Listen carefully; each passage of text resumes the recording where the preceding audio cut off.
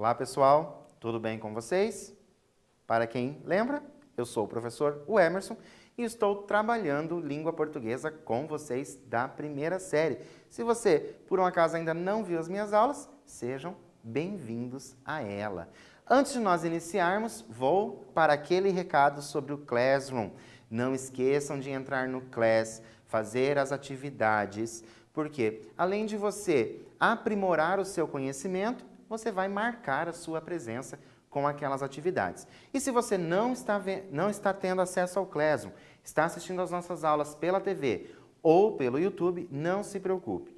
Entre em contato com a sua escola para você ver quais são as atividades que estão disponibilizadas lá para você. E lembrando que as atividades são exercícios muito importantes para a gente fixar o nosso conhecimento, para você saber se você realmente está entendendo aquilo que estão sendo passadas nas aulas, ok? Vamos para os nossos objetivos de hoje. Nós vamos ler e interpretar o poema Vozes Mulheres. Lembram que na aula passada nós falamos sobre o poema Denúncia? Hoje nós vamos continuar a falar sobre o poema Denúncia, só que nós vamos com Vozes Mulheres. E compreender, claro, o contexto das produções, que é importante para a gente compreender os poemas. Para a gente começar, como nós já estamos acostumados, um quiz. A poesia denúncia não é, então ela não é, uma forma de protestar poeticamente, um gênero pouco utilizado na atualidade, encontrada nas letras de rap e encontrada em textos não verbais. Lembram que nós falamos sobre poesia, que a poesia a gente consegue encontrar em vários lugares, não somente em poema? Então, o que a poesia denúncia não é? Ela não é um gênero pouco utilizado na atualidade. Muito pelo contrário, ela é um gênero utilizado muito hoje em dia. E vamos começar com Vozes Mulheres. Eu trouxe um texto para vocês da Conceição Evaristo há um tempo atrás, numa dessas nossas aulas, mas era um conto. Agora, eu trouxe da mesma escritora um poema, um belíssimo poema, inclusive, chamado Vozes Mulheres. A voz de minha bisavó ecoou criança. Nos porões do navio, ecoou lamentos de uma infância perdida. Ok, essa é a primeira estrofe do poema Vozes Mulheres. Primeira coisa que nós vamos fazer. Releia os versos. A voz de minha bisavó ecoou criança. Temos nos versos uma contradição. Então, eu tenho ali alguma ideia contrária. Quais são as palavras contraditórias que nós temos nestes versos? A voz de minha bisavó ecoou criança. Vou dar um tempinho para você fazer essa atividade aí no seu caderno. Eu volto para a gente continuar com esse belíssimo poema.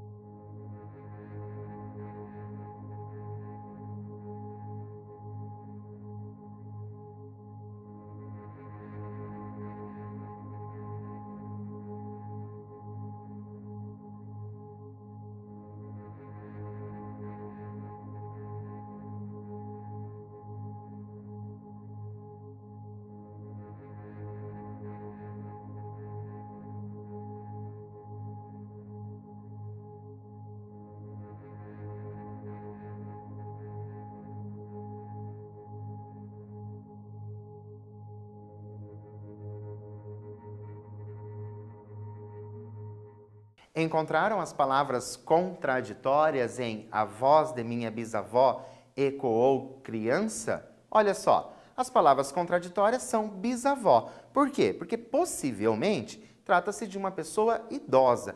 E, em contrapartida, eu tenho a palavra criança. Então, eu tenho ali essas palavras que são contraditórias. Uma pessoa mais idosa e a outra criança.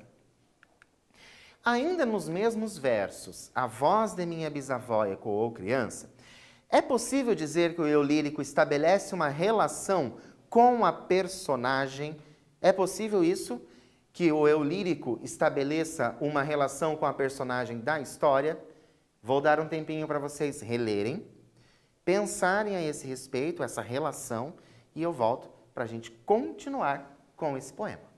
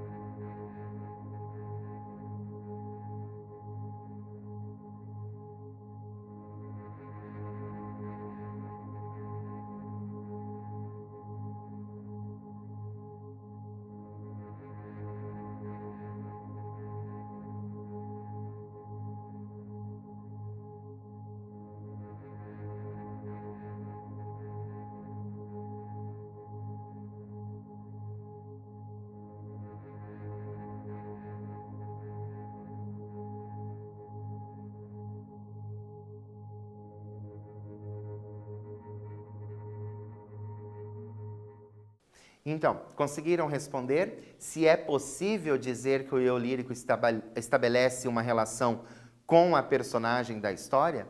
Vamos ver o que nós tivemos de resultado? Claro que é possível, sim, pois ao utilizar o pronome possessivo minha, então, ó, minha bisavó, fica evidente uma relação do quê? Uma relação de parentesco. Então, parece, ao que tudo indica até agora, que o eu lírico tem essa bisavó. Então, ela tem essa relação de parentesco, ok? Continuando com as nossas análises. Os últimos versos da estrofe ecoou lamentos de uma infância perdida. Qual o sentido produzido por infância perdida? Como assim?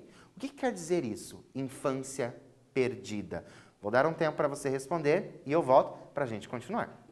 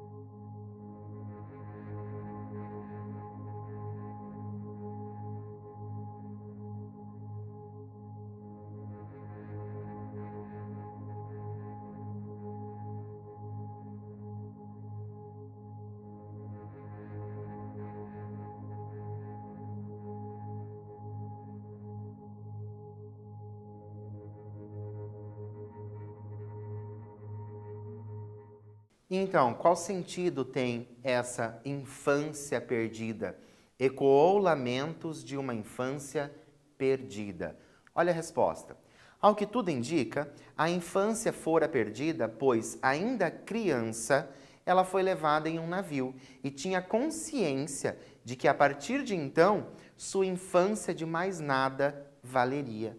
Ela seria tratada como adulta. Então, naquele momento, ela teve aquele sentimento de que perdera a infância. Então, ela não teria mais infância a partir daquele momento. Continuando com mais uma estrofe do Vozes Mulheres, da Conceição Evaristo. A voz de minha avó ecoou obediência aos brancos donos de tudo. Então, a voz da minha avó, a gente já sabe que existe uma relação de parentesco entre o eu lírico e as personagens deste poema, ok? E agora, releia. A voz de minha avó ecoou obediência aos brancos donos de tudo. Por que a voz da avó ecoava obediência? Um tempinho para você refletir a este respeito. Lembra que nós falamos com relação aos contextos de produção, aos nossos conhecimentos externos, trazermos isso para a gente conseguir interpretar os textos, certo? Então eu vou dar um tempo para você reler os versos, pensar a esse respeito e eu já volto.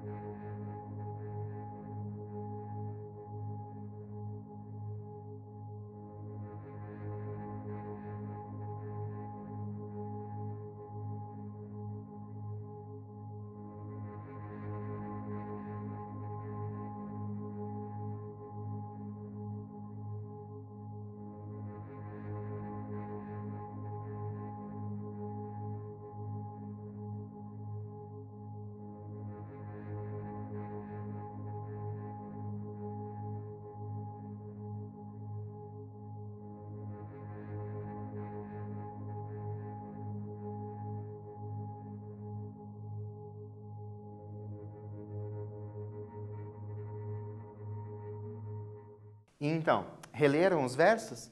A voz de minha avó ecoou obediência aos brancos donos de tudo. Por que a voz da avó ecoava obediência? Por que ela tinha que ser obediente? Temos representada nos versos uma obediência imposta. Então, aquela obediência ela foi imposta por aqueles que seriam os donos de tudo, inclusive dela, a avó. Então, esses donos de tudo são donos de tudo, realmente, inclusive da própria pessoa que conta, a própria voz dessa avó, certo? Brancos donos de tudo. Analise isso. Brancos donos de tudo. O uso do hífen, estão vendo aqui, ó? Entre brancos e donos nós temos um hífen. O uso do hífen sugere se tratar de um substantivo composto. O que é possível compreendermos desse termo? Então, nós vamos pensar nesse brancos donos de tudo.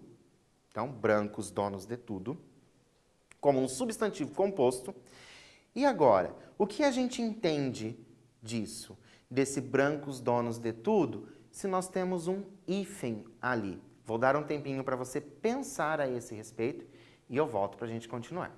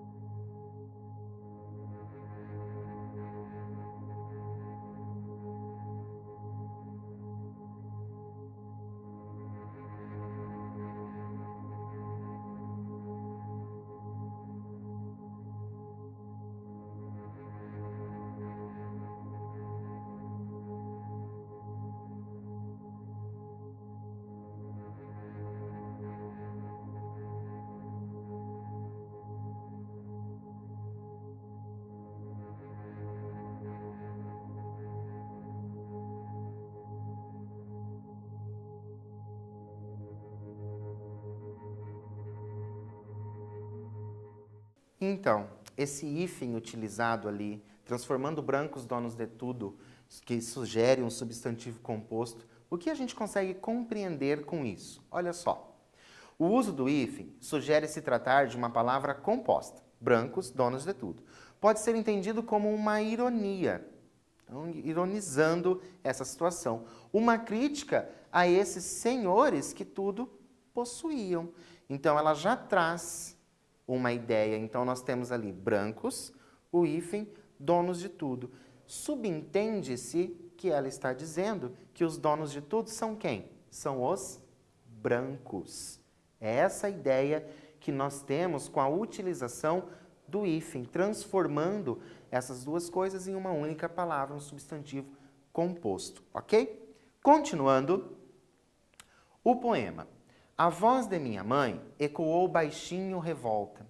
No fundo das cozinhas alheias, debaixo das trouxas, roupagens sujas dos brancos pelo caminho empoeirado rumo à favela. Olha só como agora nós temos a voz da mãe. E a voz da mãe, ela ecoa. E ela ecoa o quê? Ela ecoa baixinho, revolta. Então, essa voz revoltada, certo? Nós vamos reler a estrofe e nós vemos um contraste com a estrofe anterior. Lembram da estrofe anterior? Que era da avó, a voz da obediência, certo? Nós temos um contraste. Qual é esse contraste? Vou pedir para que vocês releiam os versos desta estrofe, façam uma leitura novamente, relembrem daquilo que nós conversamos a respeito da outra estrofe e agora vocês vão responder qual é o contraste que nós temos nessas duas estrofes. Vou dar um tempo para você fazer essa análise, interpretar esta pergunta, conseguir responder e eu volto para a gente continuar.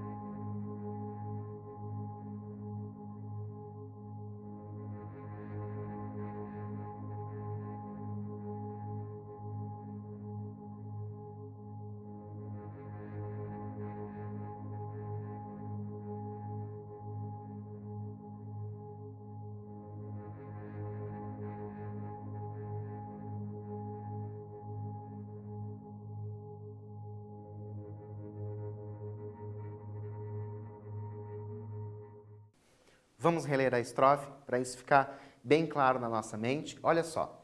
A voz de minha mãe ecoou baixinho revolta. No fundo das cozinhas alheias, debaixo das trouxas, roupagens sujas dos brancos, pelo caminho empoeirado rumo à favela. Só para a gente relembrar, na outra estrofe nós tínhamos o quê? Uma voz de obediência. E agora, que voz é essa? Olha o que eu trouxe para vocês como resposta. Na estrofe anterior temos uma obediência. E nos versos, a voz de minha mãe ecoou baixinho revolta, percebemos que a obediência já não está tão clara, pois a mãe sente uma revolta. Então eu tenho uma voz revolta. Eu tenho uma ideia do quê? Uma ideia de revolta, diferente do que já acontecia lá no outro. No outro eu tenho uma voz que ecoa o quê? Uma voz que ecoa obediência. Obediência. Isso lá na avó. Mas a mãe parece que não tem mais essa obediência. Ela pode até obedecer, mas isso não significa que ela tenha a obediência. Mas por quê, professor? Porque a voz dela já traz uma ideia de revolta. É isso que nós temos que pensar, ok? Continuando. Em qual verso podemos compreender que a mãe não se trata de uma escrava? Nas outras, na bisavó e na avó, nós tivemos uma ideia de que se falava de escravas. Mas e agora? Ali, na mãe, certo? Que verso vai trazer a ideia de que não se trata de uma escrava? Vou dar um tempo para vocês relerem o poema, porque vai ter que ser relido essa estrofe, para vocês encontrarem este verso, e eu já volto.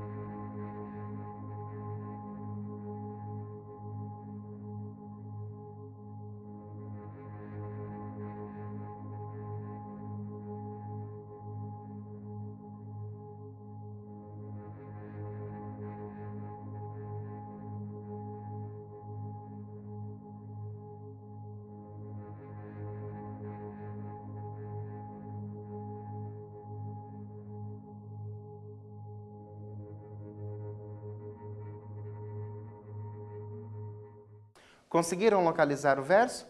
Vou reler a estrofe para vocês, que caso você não tenha conseguido encontrar, talvez na leitura você perceba. Olha só. A voz de minha mãe ecoou baixinho revolta. No fundo das cozinhas alheias, debaixo das trouxas, roupagens sujas dos brancos pelo caminho empoeirado rumo à favela. Então, que verso me traz ali uma ideia de que não se trata de uma escrava?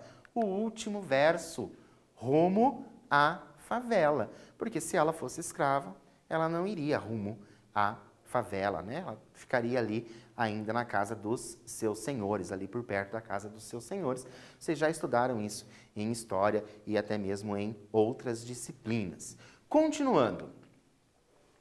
A minha voz ainda ecoa versos perplexos com rimas de sangue e fome. Então eu tenho a minha voz, agora de quem que eu estou falando? A minha voz, a voz do eu lírico. Então nós estamos passando lá.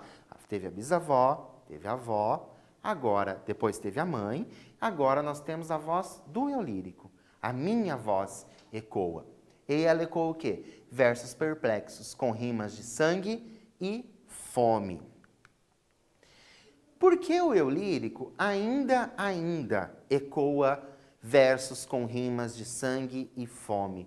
Por que isso está acontecendo? Ele diz aqui, ó, muito claro, ecoa versos perplexos com rimas de sangue e fome. Já não se trata mais de uma voz, agora eu tenho o quê? Versos. E esses versos, eles ecoam essas rimas de sangue e fome, por que ainda isso acontece? Vou dar um tempinho para você pensar a este respeito e eu volto para a gente continuar.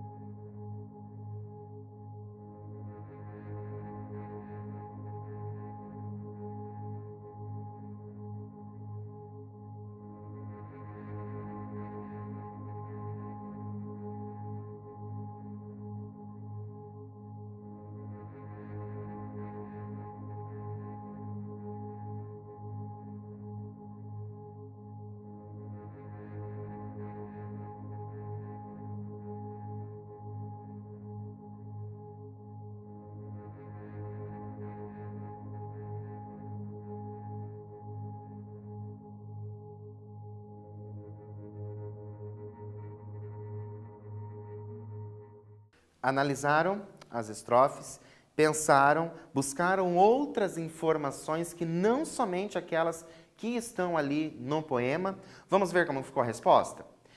Porque mesmo tendo se passado muitos anos, o eu lírico sente que as mortes e a fome os assombram.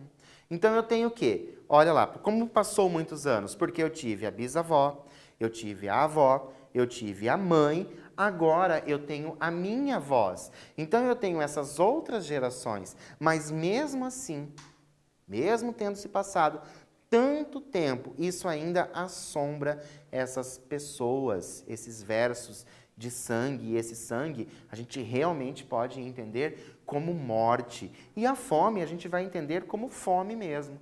Então, se a gente for buscar conhecimentos outros, de outros lugares, não somente aqui dos poemas, e não somente, por exemplo, da aula de língua portuguesa. Se você for fazer uma conexão com outras disciplinas, você vai chegar à conclusão que isso ainda acontece. Então, esse eu lírico, ele traz essa verdade em versos perplexos, porque isso ainda acontece. Continuando. A voz de minha filha recolhe todas as nossas vozes, recolhe em si as vozes mudas, caladas, engasgadas nas gargantas. E continuando ainda, a voz de minha filha recolhe em si a fala e o ato, o ontem, o hoje, o agora. Na voz de minha filha se fará ouvir a ressonância, o eco da vida, liberdade. Esses dois Essas duas estrofes eu trouxe juntas para vocês, porque nós temos ali a mesma voz, que é a voz de quem? A voz da filha. Olha só como é interessante esse poema, como ele nos traz muita coisa para a gente pensar. Nós tivemos a voz da bisavó, que ecoava, né, aquela infância perdida. Depois nós tivemos a voz da avó, que ecoava o quê? Obediência. Depois a voz da mãe, que já ecoava uma voz de revolta. Era uma mãe que pensava, ela já ia rumo à favela. Então tudo isso foi acontecendo ao longo do poema. E depois nós tivemos a voz do próprio eu lírico, dizendo que a voz o quê? Ecoa versos, esses versos perplexos, porque muita coisa ainda acontece com esse povo. Então tudo isso está sendo trazido. E agora nós temos a voz de quem? A voz que nós vamos dizer, pelo menos agora, até agora no poema, é o quê? A voz da última geração. E quem é essa última geração? A voz da filha. E a voz da filha, vejam bem, a voz de minha filha recolhe todas as nossas vozes. Então parece-me que a voz dessa filha, ela faz o quê? Ela une essas vozes. Ela pega esse sofrimento dessas pessoas. Parece-me que é isso que está sendo dito ali. E depois ela diz, a voz da minha filha recolhe em si a fala e o ato. Na voz de minha filha se fará ouvir a ressonância, o eco da vida, liberdade. Então, para a gente analisar esse trecho da filha, trouxe para vocês relerem os versos finais. Na voz de minha filha se fará ouvir a ressonância, o eco da vida, liberdade. Qual o sentimento do eu lírico para o agora? Então, nós vamos pensar no agora.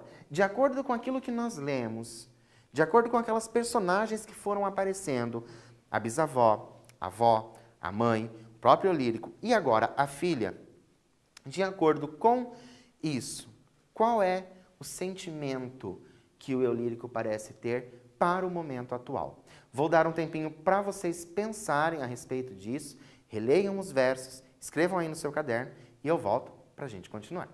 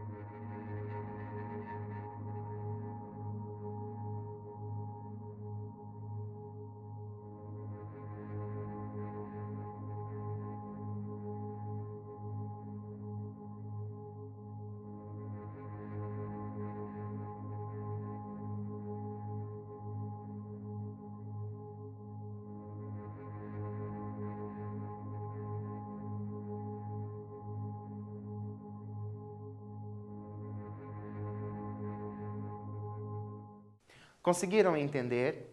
Conseguiram entender agora o que o eu lírico, esse sentimento trazido pelo eu lírico para o momento atual? Olha só, o sentimento do eu lírico é de esperança. Trata-se de um eu lírico que vê na filha uma forma de ecoar o quê? Uma forma de ecoar justiça. Então, precisou todas essas gerações chegar até a filha para que sentissem esperança, para que ecoasse o quê? Ecoasse uma justiça. Mas em todo o poema aparece o verbo ecoar. Pensando nisso, pensando nesse verbo ecoar, qual a crítica feita pelo poema? Olha só, nós vamos pensar no verbo ecoar. Nós estamos falando sobre poema denúncia, então a gente sabe que vai existir uma crítica. Então, qual crítica é feita pensando nesse verbo? Um tempinho para você responder e eu volto já.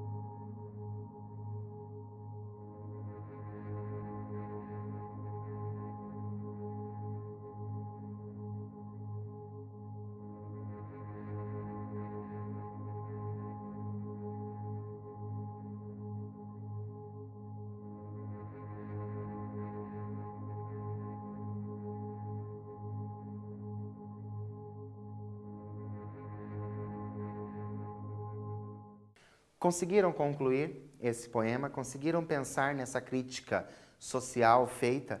Vamos pensar, ó, é possível compreendermos que há muito tempo a vida-liberdade, essa vida-liberdade foi trazida ali no poema, é desejada por essas pessoas e que as gerações vindouras, aquelas que ainda virão, transformarão esse eco em voz realmente. Então, lembra que eu falei para vocês? Até agora é a última geração, porque ali nós teremos possivelmente a neta e depois a bisneta e assim por diante. Então nós temos nessa ideia esse eco transformado em voz, em algo o quê? Em algo concreto, certo? No poema Vozes Mulheres, o eu lírico esse é fácil, masculino feminino, masculino ou feminino ou não identificável. Nós fizemos um desse parecido na aula anterior e esse fica claro que se trata de uma mulher, porque o título nos revela a identidade. O título é Vozes Mulheres. Embora não está dizendo ali eu, mulher ou eu lírico. Não está dizendo isso. Mas a gente entende por se tratar de vozes mulheres. Só para a gente rever o que nós vimos hoje, algumas características do poema Denúncia, lembrando que ele vai denunciar uma crítica social, uma crítica política, pode ser vários tipos de crítica. Trouxe para vocês esses que trazem essa crítica social. Interpretamos o poema Vozes Mulheres e identificamos de novo uma crítica social atual. Então, o poema traz para os dias de hoje uma crítica que, infelizmente, ela continua. Vou deixar para vocês duas indicações. Primeiro, o livro da Conceição Evaristo, chamado Em Submissas Lágrimas de Mulheres, e o Islã. O Islã é um tipo do quê? De poesia e protesto. O Islã, você encontra bastante Islã no YouTube. Por hoje, eu fico por aqui. Agradeço, espero encontrá-los na próxima aula e até mais.